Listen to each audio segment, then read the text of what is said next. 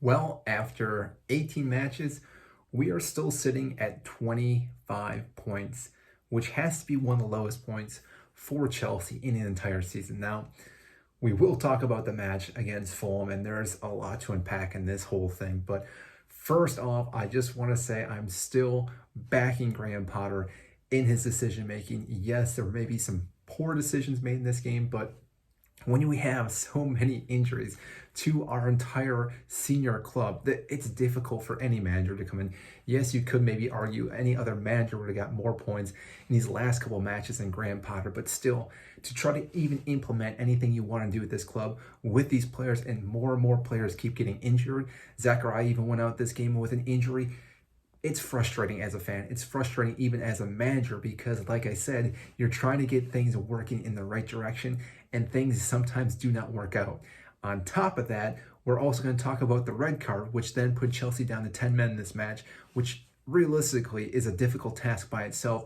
And against a team like Fulham, who's doing quite well this season, is an uphill battle that most likely we're not going to get any points from this match. Now, that being said, let's talk about the match itself. Now, first half and second half, two different stories for the most part, mostly because we had 11 players in the first half, 10 players in the second half. Joao Felix played amazing that first half. He was very creative, explosive, created a lot of chances. Yes, we did not score with him on the pitch, but still, it was nice to see a player like that just dribble, beat players, play balls in the box, and like I said, create chances. That being said, he did pick up a red card in the 58th minute, which means we will miss him in the next 3 matches. So it's pretty much like he's injured as well. And I don't know what to say about this. It was a very stupid mistake because it's something that he shouldn't have done. Studs up, flying into a player is definitely deemed a red card. It didn't matter if he got close to hitting him or not. It was a terrible decision on his part, and it's a shame because minus that, he was probably going to be the man of the match in this match by itself because what he was doing, he was all over the field and looking great.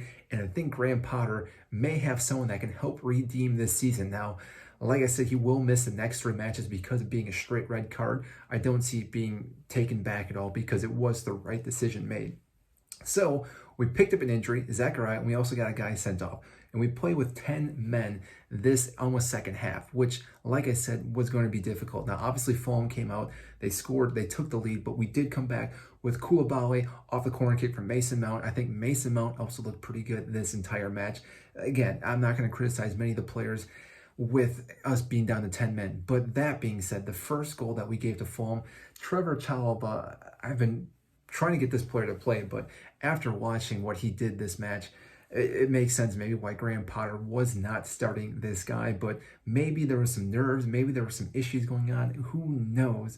But there were obviously some issues tactically wise that the players could not coordinate for the most part because they were pinging balls, and Fulham could have easily scored more than one goal in that first half. They were unfortunate hitting that crossbar. Kepa had really no chance of saving that. And eventually they did come and score another goal and did win the match 2-1. And Chelsea are, again, the losing side in another match, which I'm not too sure how the fan base will react to this.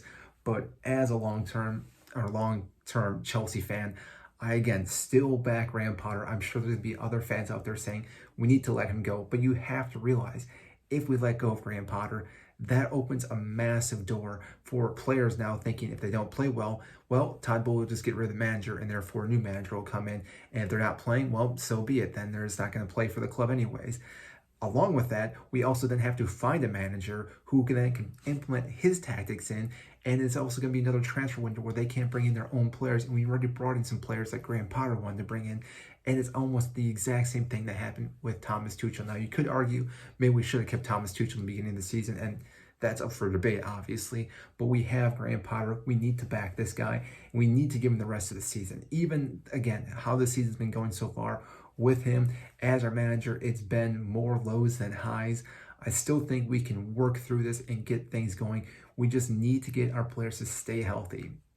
If we pick up more injuries, obviously that's going to be a different scenario. But like I said, I think any manager that would be coming to this club would have a massive uphill battle with all these injuries. You're looking at some of our key players that have been missing that create chances that we can rely on defensively. They're all out right now. And therefore, like I said, this makes it very, very difficult for any manager.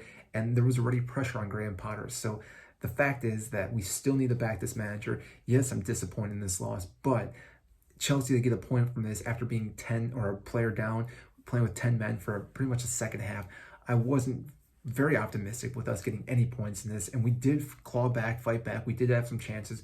Maybe we could have gotten the draw. We did not, but still, 25 points, 18 matches. We got to do better, and hopefully we can in the next couple of games, because we need to do something. We need to turn around, whether it is changing formation, getting different players on the pitch.